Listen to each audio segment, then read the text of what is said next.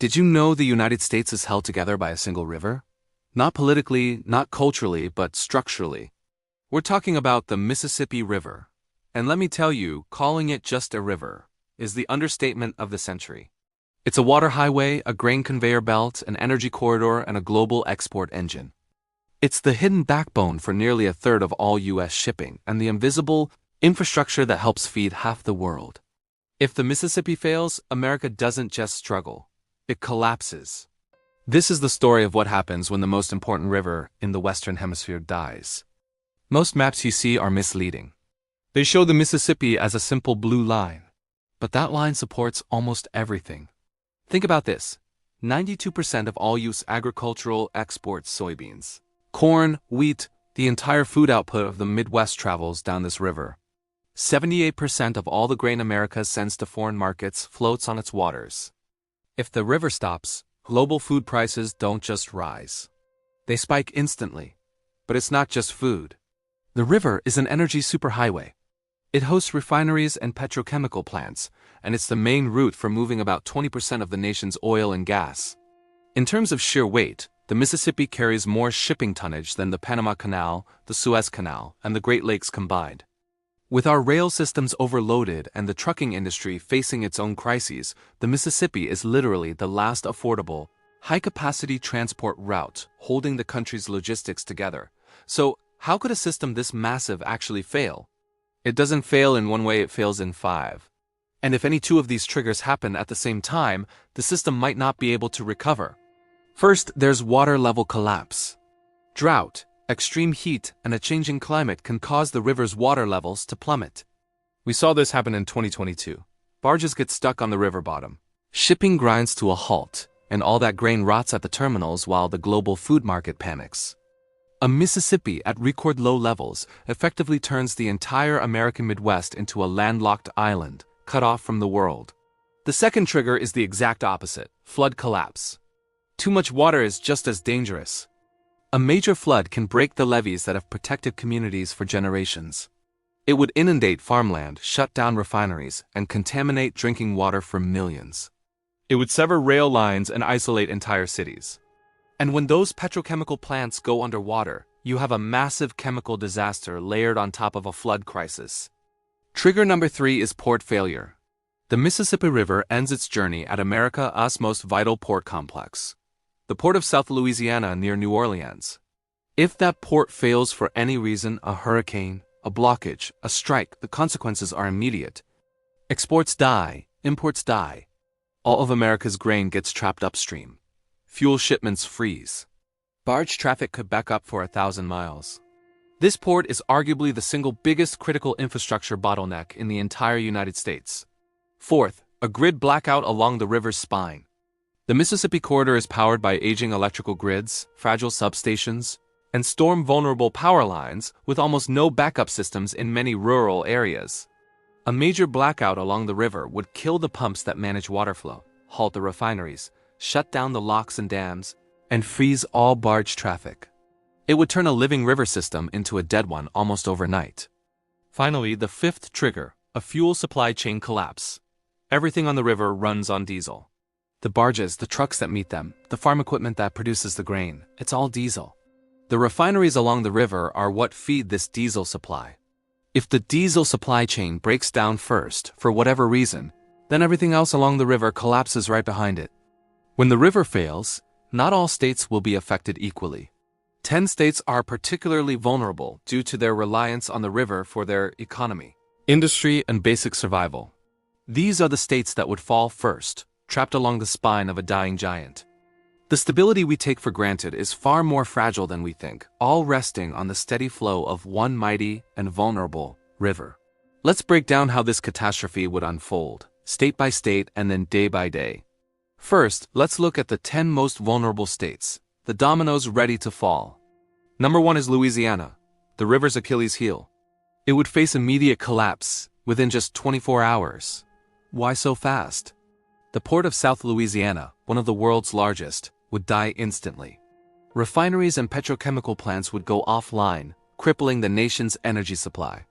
Add in collapsing levees during floods, a failing power grid, and widespread drinking water contamination, and Louisiana becomes ground zero. If it falls, the entire river system falls with it. Next, within 48 hours, Mississippi experiences a silent break. This state is rural, fragile, and heavily dependent on the river. Its aging levees, old power grids, and narrow highways are not built for this kind of crisis. When the river fails, drinking water systems go down, crop distribution halts, and road-based evacuation routes become useless. At this point, the collapse becomes unrescuable. Then, within 72 hours, we hit the agricultural failure point, Arkansas. The state's collapse is triggered when river irrigation stops and barge traffic halts. Crop shipments freeze in their tracks. Diesel shortages mean tractors can't run. Arkansas would transform into the largest food dead zone in North America, with devastating consequences for the nation's food supply. On day 3 or 4, the crisis hits the energy corridor of Tennessee. Memphis is a massive distribution hub, home to FedEx's global superhub. When the Mississippi fails here, rail lines become choke points, bridges are gridlocked, and fuel supplies vanish. The ripple effect would be immense. Tennessee becomes the first inland state to fracture under the pressure. By day 5, Missouri becomes the barge deadlock zone. St. Louis is a critical bottleneck on the river, and when barge traffic stops, the results are catastrophic. Corn exports collapse, grain silos overflow, and fertilizer distribution fails. Industrial zones face unprecedented flooding. Missouri turns into a logistical black hole, swallowing supply chains whole. But without the river to transport it, rail lines overload, grain spoils in storage, and exports come to a dead stop. Ethanol plants shut down. In a cruel twist of irony, Chicago, a city in the heart of the breadbasket, would become a food import city almost overnight. Iowa, the heartland itself, would also break down. The state's economy is completely intertwined with river agriculture, fertilizer imports, and barge freight. Without stable water levels, Iowa becomes economically paralyzed. The engine of American farming would seize up. Finally, we reach Minnesota, the final backflow state. Minnesota might feel the collapse last, but the effects would be permanent. The Mississippi's headwaters depend on stable snowpack, predictable spring melts, and a stable climate, all of which are now deteriorating. This makes Minnesota the long-term, irreversible failure point of the entire system. Day 1. The river freezes. Not with ice, but with inactivity. All shipping stops. Barges halt, ports choke, and grain terminals overflow. Fuel shipments stop, causing refinery output to drop. On Wall Street, commodity traders panic. Day 2.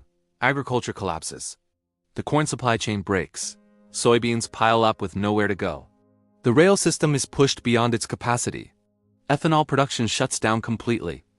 Across the Midwest, farms enter a state of crisis they can't recover from. The power grid, already strained, begins to destabilize.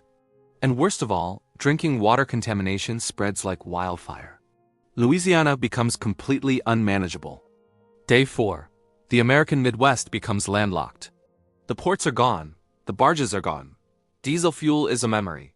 The rail system is broken. Cities, once bustling centers of commerce, are forced to begin rationing essentials: water, electricity, and food. This isn't a distant dystopian fantasy. It's a fragile system teetering on the edge. Understanding these vulnerabilities is the first step toward preventing a collapse we can't afford. Day 5. The fuel collapse that started in the Midwest now sweeps across the South. The massive refineries in Texas can't ship their product upriver anymore. Suddenly, diesel, the lifeblood of our economy, runs out across Arkansas, Mississippi, Tennessee, and Missouri. This isn't just an inconvenience at the pump. This is America's entire logistics backbone shattering. Trucks stop rolling, deliveries halt.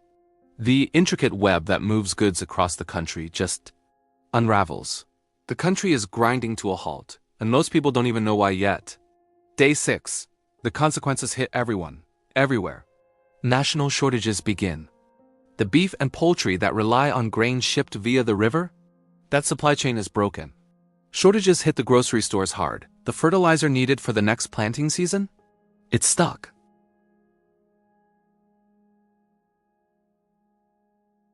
Chemical shortages follow, affecting everything from manufacturing to water treatment. And of course, feed shortages for animals. You walk into a grocery store and it's not just 1 or 2 items missing. Entire aisles are empty. The illusion of abundance is gone. Day 7. The American food system officially enters a countdown to complete failure. Experts give it 30 to 60 days. Tops. Without the Mississippi, the system can't function. Crops can't move from the farms where they're grown. Fuel can't get to the farmers or the truckers. Water, which the river supplies for so much agriculture and industry, is compromised. Fertilizer is stranded. America has become a country without its transportation spine. It's a body that's been paralyzed from the inside out, so when the unthinkable happens, where is safe? We've identified 4 regions that offer a degree of stability. First, the Northern Rockies. Think the Idaho-Montana-Wyoming plateau. It's got high elevation, low population density, its own independent water sources, and it doesn't heavily depend on the kind of large-scale agriculture that's collapsing elsewhere. Second, the Great Basin, the interior of Nevada and Utah. It has stable aquifers, a lower risk from extreme heat, and isn't burdened by massive infrastructure. Third, the Northern Great Plains, the Dakotas and western Nebraska. They sit on top of massive aquifers, have climate stability due to being so cold, and have very low population pressure.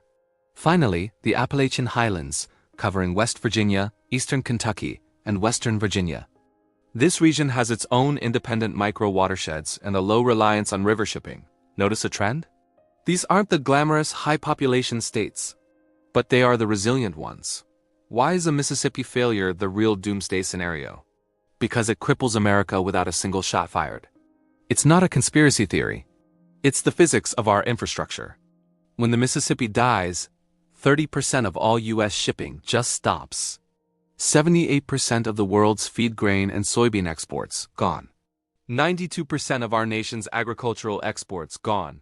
The Midwest becomes landlocked. The South becomes unlivable. The East Coast loses its food supply and the West loses its fuel. This isn't just one domino falling. The Mississippi River collapse triggers a food collapse, a fuel collapse, and a border collapse as people flee the failing regions. But here's the critical part. The Mississippi is only the second domino. In our next episode, we're going to map the final domino, the one that ensures the U.S. never recovers, America's port collapse. We'll show you which coasts fail first and why. Make sure you subscribe so you don't miss it. This is 0 Hour Atlas. We don't fear collapse. We map it.